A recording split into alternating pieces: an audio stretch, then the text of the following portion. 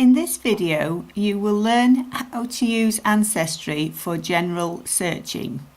Your starting point needs to be the Shropshire Heirloom Project page and the Clee Hill page so that you can see the link to Ancestry. Clicking on the Ancestry link will open up the main Ancestry page. The first form you will see will be the Who Will You Discover. Now this is aimed at a single user account and would set up your family tree within the account. We do not want to do that. Instead, you need to look along the top bar for the search button and you need to click on Search All Records. We're going to use our friend Janet Doe and we're going to put her estimated birth year as 1946.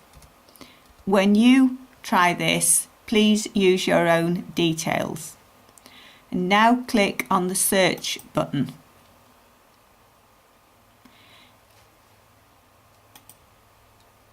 There are two views available, summarised by category and sorted by relevance. I'm going to click on the sorted by relevance for the moment because that gives us the information from the birth index. You will notice at the moment date and city are underlined.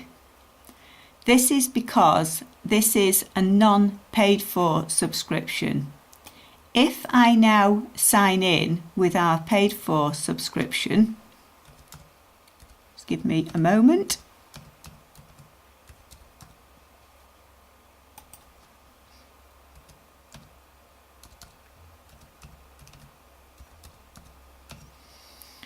Now click on sign in.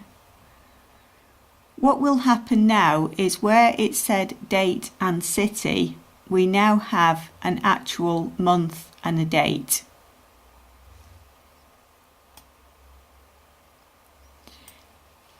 In this case, we will assume that the Janet we're looking for was born in Smethwick, Staffordshire. If we click on View Image, we will get the actual index. Now on birth records, this really doesn't give us a lot more information. But this is the actual record and you can zoom in if you can't see clearly.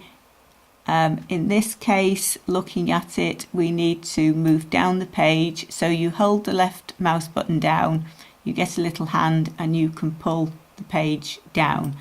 And we can see there is our Janet Doe and it tells us that her mother's name was Harvey. This is what you may want to take a copy of. Because the save button appears here, you can click on save, click on save this image and navigate to your folder, or alternatively you can take a screenshot. When you've got the information, you click on return to the search results. Now, as I said before, there are two views. If I change this view now to summarise by category, you will find that we have births, marriage and death, and we have a marriage index. This one is from 1916 to 2005, and we would expect any time from 1966 that our Janet Doe may have got married. So we click on the marriage index and we are looking for a Janet Doe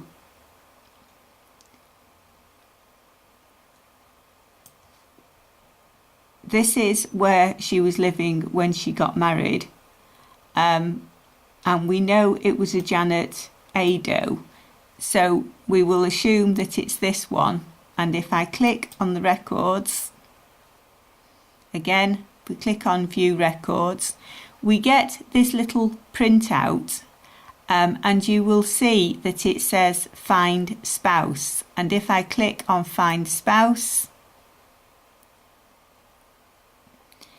it will show that she married Edward Rowlands.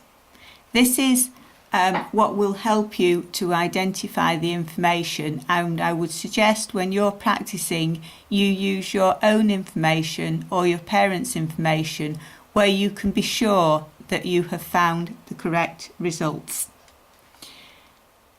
If I now want to go back, because there is nothing here to take me back, I need to use the back button. Now you can see we've got a line that says All England and Wales Marriage Index, so we can use that to go back.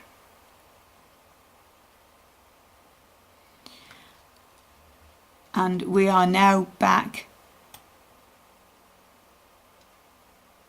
at the page where we started. To get back again, we need to look here where it says narrow by collection and click on all categories.